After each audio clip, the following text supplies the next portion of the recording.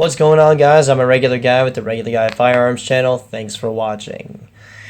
Alright, so it's been actually quite a while since I've had a German gun on the channel, and what's kind of neat is that this particular guy, I've had a little bit of interest in for quite some time now. Just for whatever reason. I actually know exactly the reason.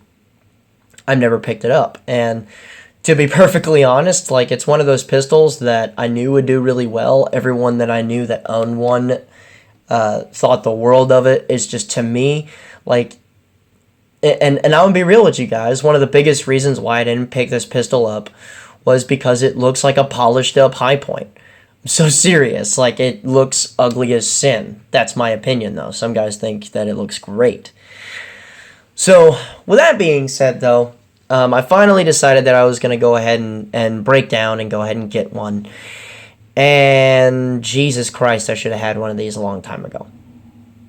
Now, I will say that there are a lot of things that a lot of people say about this particular pistol, and to be perfectly honest, this is one of the few times where a whole lot of stuff said about a pistol wasn't a big old gray area of good and bad and all kinds of stuff. Most of the stuff that people say about this particular pistol is actually spot on. First and foremost, this is the latest version of the PPQ.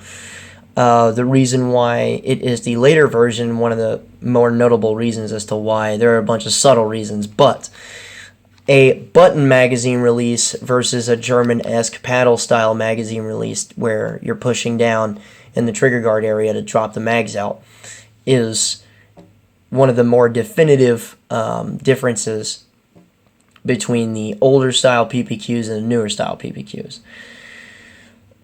Now, from what I hear from dudes that I know that own this particular pistol in both the older and the newer versions, say that they're both as reliable as each other. The principal difference between the two mainly is that magazine release style. Now, there's a whole bunch of really neat stuff about this individual pistol that I really do like. First and foremost is that it does have an ambidextrous freaking slide stop. Now, for me personally, I have issues getting this thing to go into slide lock. Like, I have to be really, really, really conscious with where my hands go on the pistol and everything else, because more often than not, I keep the thing pinned down, and it's not even with my thumb, it's with the palm of my hand, because as it starts to ride on recoil and stuff, my hand will start to keep it pinned down. So for me personally, I have an issue with keeping this guy in slide lock, but a lot of other guys that I know tend to not have this issue at all, so I guess it's just a body type issue or something. And to be perfectly honest, I don't really know what body type helps and what doesn't, because I have long digits but thin ones, and it's pretty obvious that I'm kind of a lanky noodly dude, so I could only imagine that bigger hands would make this worse. But one dude in particular that I have in mind that owns this pistol has much bigger hands than me. Like, the dude's got freaking toe thumbs and Sasquatch hands, and he can get this thing to go to slide lock every friggin' time. So I don't know. I don't care. But that's not even really an issue for me. Honestly, if the pistol runs dry, I'm just going to put more bullets in it. It's not a big deal. What I do actually really like about it is that while they are fairly low profile, the slide serrations, both front and rear, do catch pretty well. For those of you who like to do press checks and stuff like that, I totally get it, totally understand why, totally also understand why people don't like doing press checks. That's not what we're friggin' talking about right now. Point is that they work functionally well on both ends of the pistol. Okay. It ships with 1913 sections, which is just a really nice touch, because a gripe that I have against Glock pistols is that they stick with the Glock rail, which pisses me off, because we're quite a bit further forward, okay, in firearms development and everything else. 1913 is just what most people use, and I prefer to have that on a pistol, period. Okay.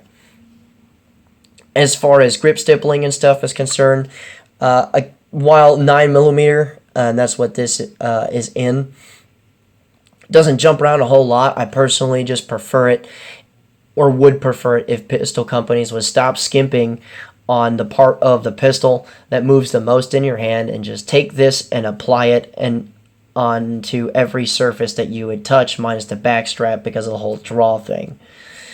But, you know, it's nothing that a soldering iron can't fix. And because the pistol industry seems to be fixated on this, I don't think it's something that we're gonna see going away. It pisses me off, but whatever. Now, as far as takedown of the pistol, I actually really do enjoy it. It's similar to a Glock in that, you know, you press the freaking trigger on the thing, yoke on the slide back a little bit. There is a block that goes on either end of the pistol. You can actually see how it lurches all the way around it. You pull way down on it, and it comes apart. I think that's fairly neat. And once the pistol is locked up, this is weird to do on a camera, you actually hear it snap into place, and there it is. Okay. Now, this is a striker-fired pistol. And generally speaking, trigger snobs hate striker-fired pistols because striker-fired pistols tend to have sloppier triggers. But post the slack on this, there isn't much slack really at all. You can actually feel it start to stacking weight right about here. And as it starts to stack weight, it does so very smoothly. And a lot of testimony from a lot of different dudes will go ahead and say that it does have a really good trigger. Now, as far as the slack take up and stuff is concerned, once you get to this point, like you'll start to feel weight stacking, but once you get to this point, that's where the weight stacks a lot. That's where the trigger's actually prepped and you're charging the striker the rest of the way, and you have just under an 1/8 inch of trigger pull left before you're pressing the trigger, or releasing the striker and all that jazz. Of the striker-fired pistol variety, this is one of the better ones. It rivals that of like the HK VP9 and stuff like that. So it does have an excellent trigger in it.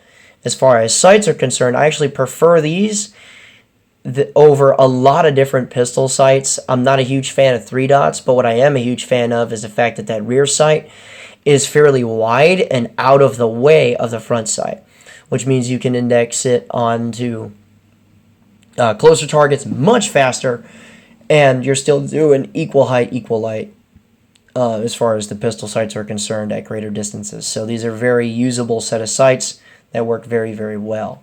Okay.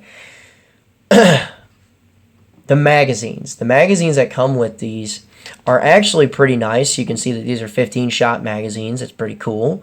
The base plates in them are flush, but not quite. You can see that they flare out just a little bit more, and that does help you out as far as, you know, stoppage clearance and stuff like that is concerned. And the finger grooves, while they exist, they are very, very subtle. I tend to not like finger grooves very much. I can make either or work. Like my Gen 4 19 that I've been carrying forever has got finger grooves in them. And, you know, I can make the pistol work with them, obviously, but it's nice to have these pretty much rounded off to the point where you barely know that they exist. You can change out back straps with it, which is actually pretty nice. I just left the factory one in the gun. But as far as all of that stuff is concerned, man, honestly, this is one of those pistols that I was hesitant to get, mostly because of aesthetics, being real here. But once I got it, I was very, very happy with it.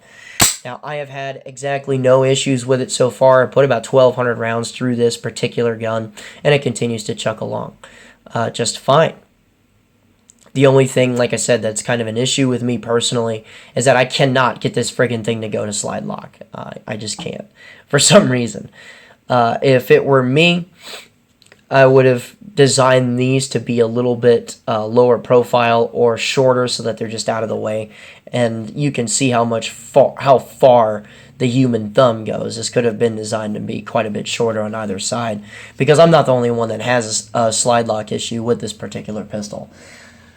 But the way that we are with pistol development in the 21st century now is escalated to the point where pretty much everything with pistols is very, very subject to personal preferences and stuff like that. And that is a personal preference of mine.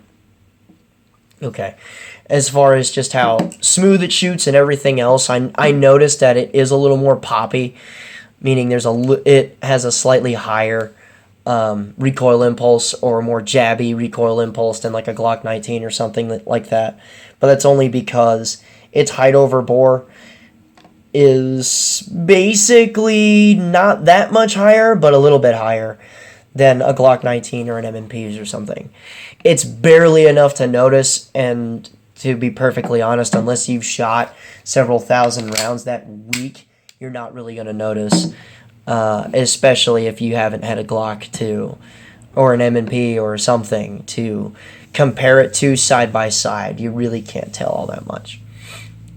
But with that being said, that's all I can really say. It's been accurate. It's been reliable. I have had the slide lock issue, but that's really it. The sights are crisp, clean. They work really good for close-up and more distance stuff. I prefer the button in the later generation. I hate the fact that the stippling doesn't go higher, and the the damn near complete lack of finger grooves up front is a plus to me.